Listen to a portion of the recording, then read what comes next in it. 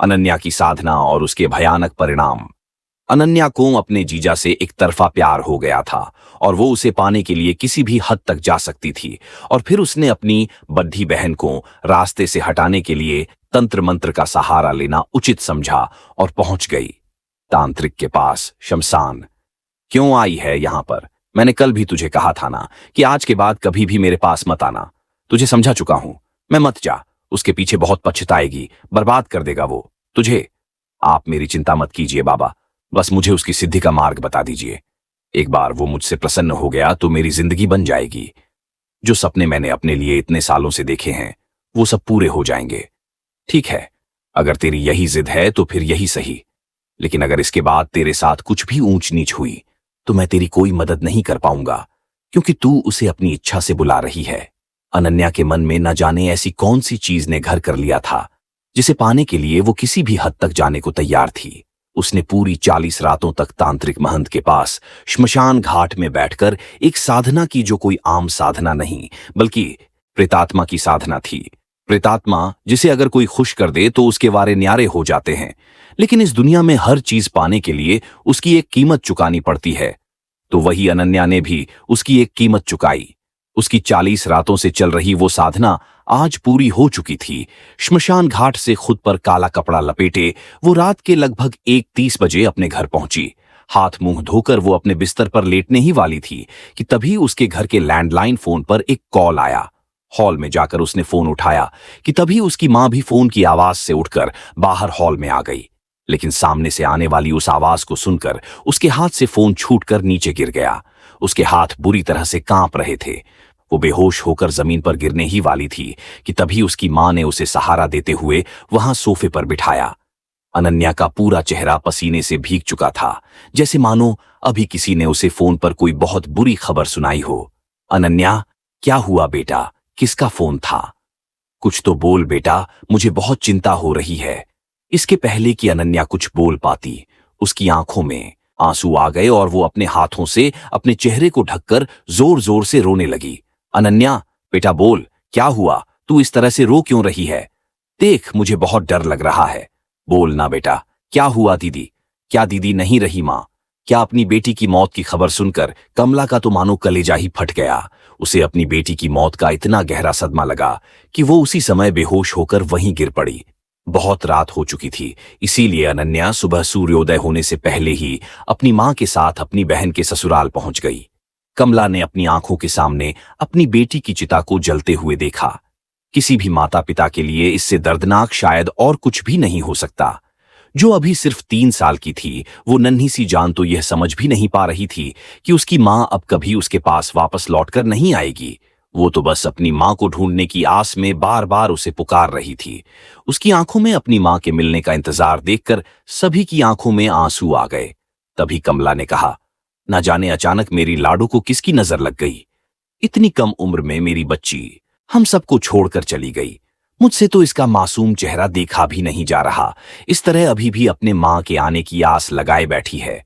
बिन मां के किस तरह बड़ी होगी हमारी बच्ची। मां कहते हैं मासी मां जैसी होती है। हाँ, मैं जानती हूं कि हर लड़की के अपने शादी को लेकर बहुत से अरमान होते हैं, लेकिन दीदी के चले जाने के बाद अब मेरा पहला फर्ज यही है कि मैं दीदी की जगह नेहा की मां बनकर उसे पालूं। क्या तू यह क्या कह रही है बेटी? यह बात कहनी जितनी आसान है, निभानी उतनी ही मुश्किल है। तू एक बार अच्छी तरह से सोच ले। मैंने सोच लिया है मां। दीदी के जाने के बाद नेहा को अब दूसरी मां की जरूरत है, और किसी सौतेली मां पर मैं अपनी नेहा के लिए भरोसा नहीं कर सकती। इसीलिए मैं ही यह करूंगी। नहीं अनन्या, देखो, मैं तुम्हारी भावनाओं को समझता हूं, लेकिन मैंने हमेशा सिर्फ सीमा से प्यार किया है। भले ही वह हमेशा के लिए मुझे छोड़कर जा चुकी है, लेकिन फिर भी मैं किसी और को अपनी जिंदगी में आने की इजाजत नहीं दे सकता। मैं अपने मरते दम तक सीमा से प्यार करता रहूंगा। और बात रही नेहा की, तो मैं उसे खुद पालूंगा। और तुम्हारा भी जब मन करे तुम नेहा से मिलने आ सकती हो, लेकिन मैं यह शादी नहीं कर सकता। रोहन की बात सुनकर अनन्या कुछ नहीं बोली। अनन्या और उसकी मां कुछ दिन अपनी बहन के घर पर रुकते हैं और माहौल थोड़ा शांत होने के बाद अपने घर पर लौट कर आ जाते हैं।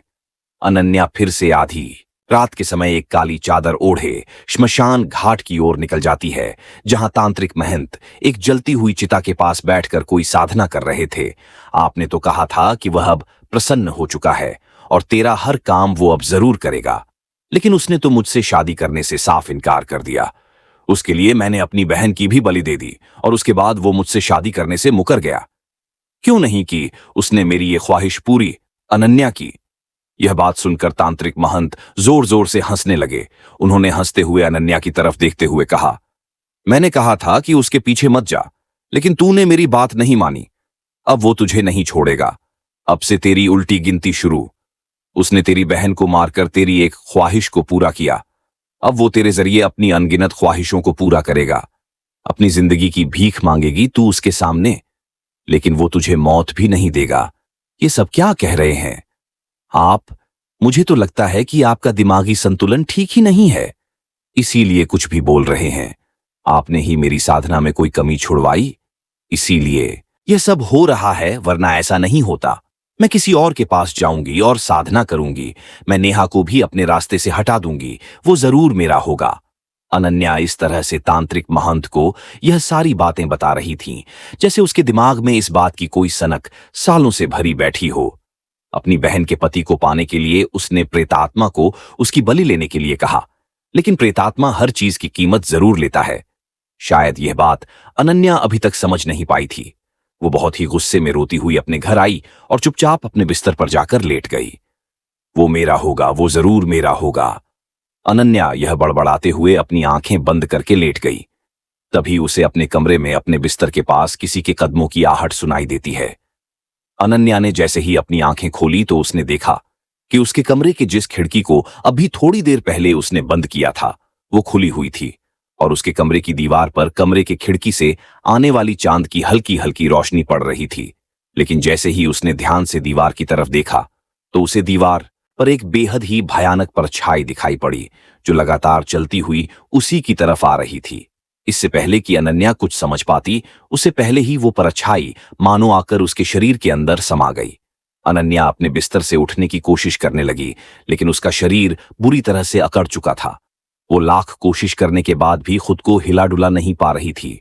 वो मदद के लिए अपनी मां को पुकारने की कोशिश कर रही थी, लेकिन डर के मारे उसके गले से उसकी आवाज तक नहीं निकल रही थी कि तभी उसके कानों में उसे एक बड़ी भयानक और दबी सी आवाज सुनाई देती है, अब तुम मेरी हो, मैंने तुम्हारी एक इच्छा पूरी की, अब मैं तुमसे अपनी सारी इच्छाओं को पूरा कराऊंगा।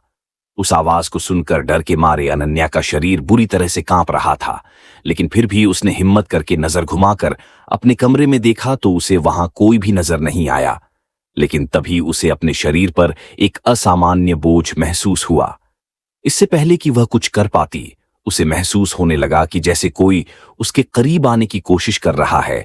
अनन्या बहुत घबरा गई।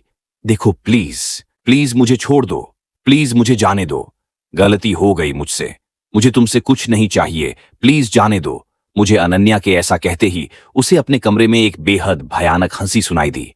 तभी अनन्या को ऐसा महसूस हुआ जैसे कोई उसके शरीर को बुरी तरह से नोच रहा हो। दर्द के मारे वो जोर जोर से चीखने लगी। उसे लगा कि शायद उसके चीखने की आवाज सुनकर उसकी मां उसकी मदद के लिए उसके पास आ जाएगी। लेकिन हैरत की बात यह थी कि उसकी चीखों की आवाज उसकी मां तक पहुंच ही नहीं पाई। वो पूरी रात इसी तरह दर्द से बिलखती चिल्लाती रही और दर्द के मारे कुछ ही घंटों के बाद वो बेसुध हो गई। उसकी खिड़की से आने वाली रोशनी जब सुबह उसके चेहरे पर पड़ी तो उसकी आंख खुली। वो सिर्फ एक कंबल से लिपटी हुई थी। उसे अपनी हालत देखकर खुद पर तरस आ रहा था, लेकिन यह सब जो कुछ उसके साथ हो रहा था, इन सब का कारण वो खुद ही थी। उसके पूरे शरीर पर चोटों के निशान थे, लेकिन यह सब महज एक रात के अंदर होकर बंद नहीं हुआ। उसके साथ अब हर रात ये हादसे होने लगे। वो 6 महीने से यह सब भुगत कर अब थक चुकी थी। उसकी आंखों के नीचे गहरे काले गड्ढे हो चुके थे, आंखें धंसकर बिल्कुल अंदर को जा चुकी थीं और उसका शरीर तो मानो अब हड्डियों का ढांचा मात्र बन चुका था। उसकी मां भी उसकी ऐसी हालत देखकर अब अंदर ही अंदर खत्म होती जा रही थी। बेटा, आखिर कुछ तो बोल, तेरे साथ ये सब क्या हो रहा है? ऐसा क्या है जो कोई भी डॉक्टर तेरी बीमारी को समझ नहीं पा रहा? अगर कोई और बात है तो मुझे बता दे बेटा, मैं तेरी मदद करूंगी अपनी मां की इस बात का। अनन्या ने कोई जवाब नहीं दिया और वो सीधे अपने कमरे में चली गई, क्योंकि जो कुछ भी उसके साथ हो रहा था वो किसी से कह नहीं सकती थी। उसने अपने कमरे के दरवाजे को अंदर से बंद कर लिया। रात बीती। अनन्या की मां सुबह नाश्ता लेकर उसके कमरे की ओर बढ़ी। उन्होंने उसके कमरे का दरवाजा खटखटाया, लेकिन दरवाजा अंदर से खुला हुआ था।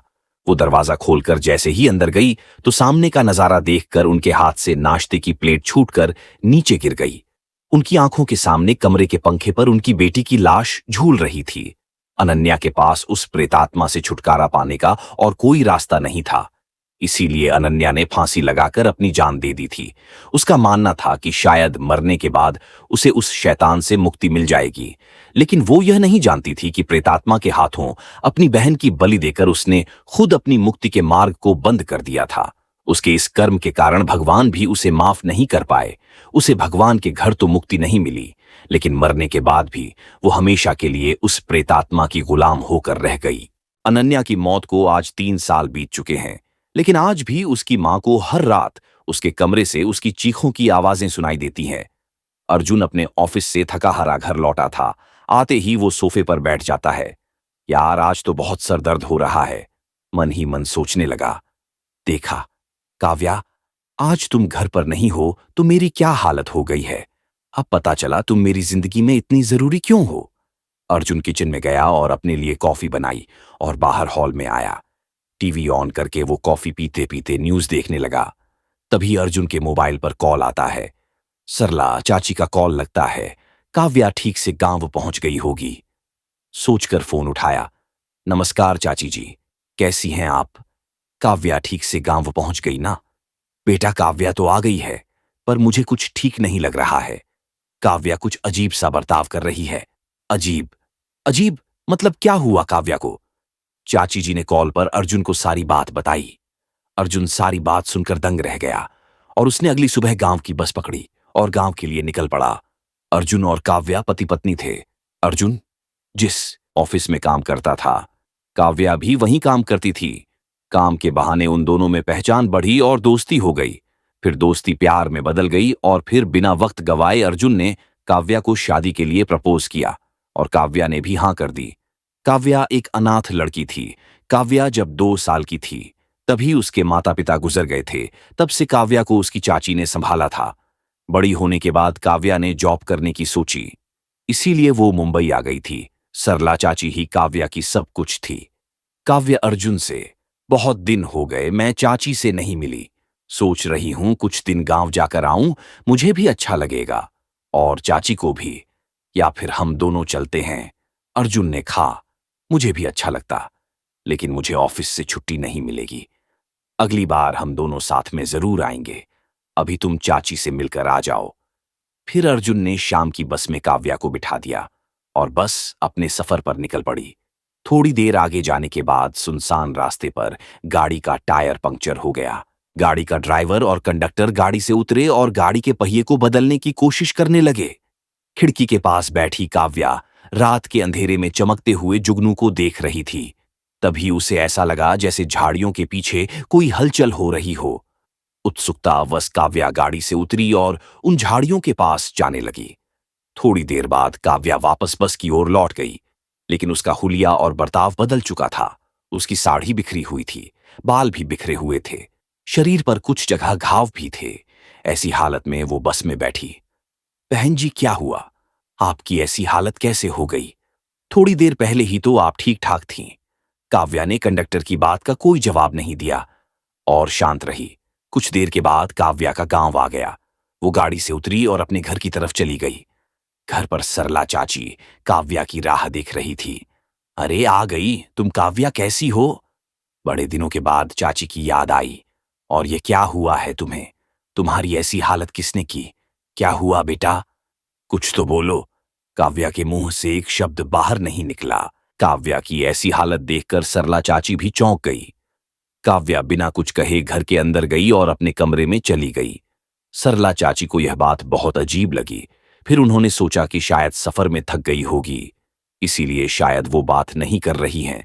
थोड़ी देर बाद सरला चाची काव्या के लिए जब खाने की थाली लेकर उसके कमरे में गई तो, काव्या बेटा दरवाजा खोलो, देखो मैं तुम्हारे लिए खाना लेकर आई हूं। लेकिन अंदर से काव्या मर्दानी और डरावनी आवाज में बोली, मुझे खाना नहीं चाहिए, जाओ यहां से। काव्या की आवाज सुनकर सरला चाची के पैरों तले जमीन खिसक गई। उनके हाथ पैर कांपने लगे। वो इतना तो समझ गई थी कि जो कुछ भी हो रहा है वो सही नहीं है। वो जल्दी से नीचे चली गई और अर्जुन को कॉल किया कि वो जल्दी गांव आए। अगले दिन शाम को अर्जुन भी गांव पहुंच गया था।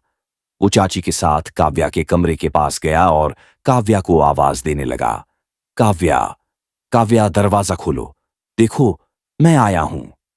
काव्या ने कोई जवाब नहीं दिया। अर्जुन ने दरवाजा तोड़ने की कोशिश की और दरवाजा तोड़ दिया। अंदर का भयानक नजारा देखकर अर्जुन के रोंगटे खड़े हो गए।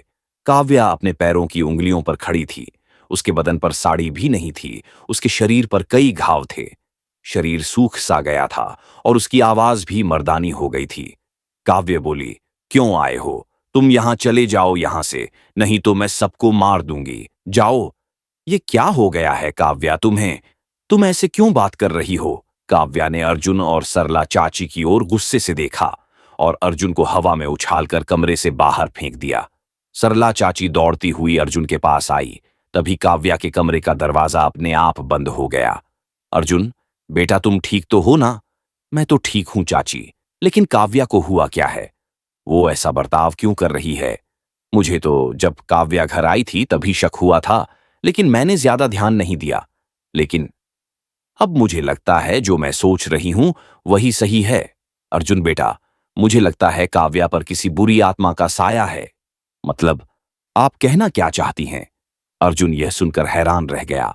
उसे समझ नहीं आ रहा था कि वो क्या करे। अब मैं क्या करूं चाची जी?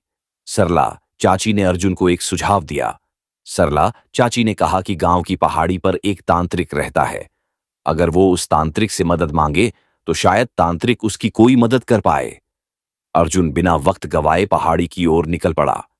कुछ घंटे बीत जाने के बाद आखिरकार उसे वो तांत्रिक मिल गया। अर्जुन तांत्रिक के पास गया। तांत्रिक अपनी तपस्या में लीन था। फिर बोला, बाबा, बाबा मेरी पत्नी को बचा लीजिए। बाबा, मेरी मदद कीजिए। क्या हुआ लड़के, क्या समस्या है? अर्जुन ने सारी बात तांत्रिक बाबा को बताई और तांत्रिक बाबा उसके साथ चाची के घर गए। उन्होंने दरवाजा खोलने की कोशिश की, मगर दरवाजा अंदर से बंद था। तांत्रिक बाबा ने अपने कमंडल से पानी हाथ में लिया और दरवाजे पर फेंका। दरवाजा अपने आप खुल गया। साथ ही अंदर से काव्या की जोर से चीखने की आवाज भी आई। तांत्रिक बाबा, चाची और अर्जुन अंदर गए। क्यों आए हो? यहां तुम्हारी हिम्मत कैसे हुई यहां आने की? कौन हो तुम? छोड़ दो मेरी काव्या को। तुम्हारी नहीं, अब यह मेरी काव्या है। काव्या ने अपनी शक्ति से अर्जुन को हवा में उठाया और जमीन पर पटक दिया। फिर वह जैसे ही तांत्रिक बाबा की तरफ मुड़ी, तांत्रिक बाबा ने अपने कमंडल का पानी काव्या के ऊपर फेंक दिया, जिससे काव्या की शक्तियां कम होने लगीं और वह कमजोर होकर जमीन पर गिर पड़ी। तांत्रिक बाबा उसके पास गए और उसके सर पर हाथ रखकर कुछ मंत्र पढ़ने लगे। फिर उन्हें अतीत में हुई सारी घटनाएं दिखने लगीं और सारी बात समझ में आ गई। अर्जुन, काव्या जब गांव आ रही थी तो बीच में गाड़ी खराब हो गई थी। काव्या गाड़ी से उतरी और जंगल की ओर गई। उसी समय उसे प्रेतात्मा ने अपने वश में कर लिया था। प्रेतात्मा, यह प्रेतात्मा क्या होता है? तांत्रिक बाबा ने बताया कि प्रेतात्मा अलग अलग प्रकार के होते हैं।